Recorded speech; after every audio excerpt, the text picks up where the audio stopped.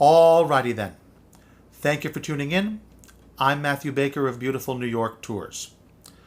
About a week or so ago, the news came in that Broadway theater is going to be closed through the end of the year. It's a terrible blow for the city. New York is one of the few places where stage performers can make a living, and Broadway theater is one of the biggest tourist draws in our town. So long as Broadway theater doesn't reopen, the tourism industry isn't going to reopen in any meaningful way. Also, I love the theater, and I'm going to miss it while it's gone. So naturally, I'm thinking about all the great classic shows, and thought, if there's one that we should talk about here, what would it be? It happened in New York. The year is 1967. And the place is the Public Theater, a brand new theater downtown in the East Village in the former Astor Library building. The theater itself is still being built, and its administrators are looking for a new show that will open their first season. Two actors, James Rado and Jerome Ragney, come from the avant-garde scene of the Open Theater and La Mama and similar companies, and they start writing a show for themselves to perform in that reflects what they see in the streets every day. They see hippie culture, they see anti-war protests, they see political activism, they see peace and love, sex, drugs, and rock and roll.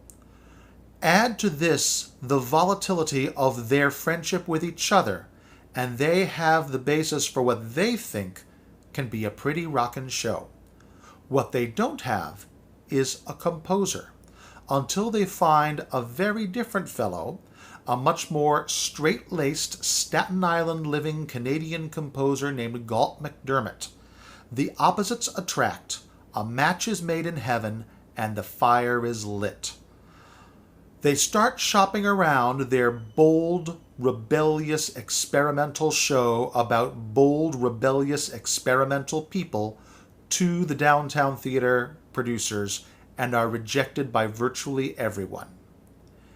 Enter Joseph Papp, the founder of the New York Shakespeare Festival and the man in charge of the Public Theater. He sees this new show as a good choice for the first non-Shakespeare performance that he will present to the city of New York. On October 17th, 1967, the public receives their first taste of songs that will soon pervade the culture and the radio stations. Songs like Good Morning Starshine, Easy to Be Hard, Let the Sunshine In, Aquarius, and the song that gives the show its title, Hair. Hair tells the story of a young draftee who has to choose between his conservative parents' wish that he obey his government and join the army and go to Vietnam, and the much more peace-loving wishes of his chosen family, his adopted tribe. And from this plot structure hang more than 30 rock and roll songs in this show that is dubbed an American tribal love rock musical. The New York Times began its review by saying, "If only good intentions were golden." The Daily News called the show disjointed, dull, humorless, with all the cliches. The Village Voice was the most scathing of all. They called the show phony and exploitive. But none of this mattered to the new audiences who found the show eminently relevant and relatable. Enter Michael Butler, a wealthy Chicago businessman who was running for public office on an anti-war platform.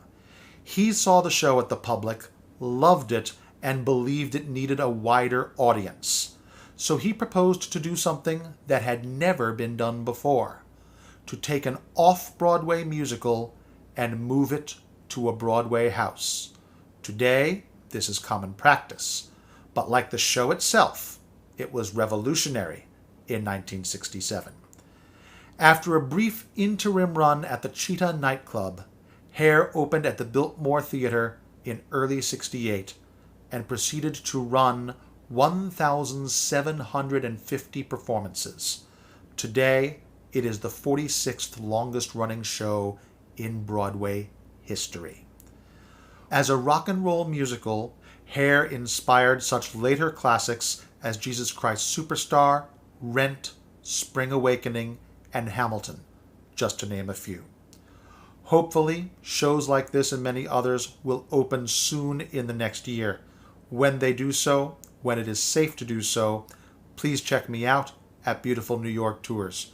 You can search Beautiful New York Tours on Facebook or email me at baker.tours@yahoo.com. Again, that is baker.tours@yahoo. Thank you very much.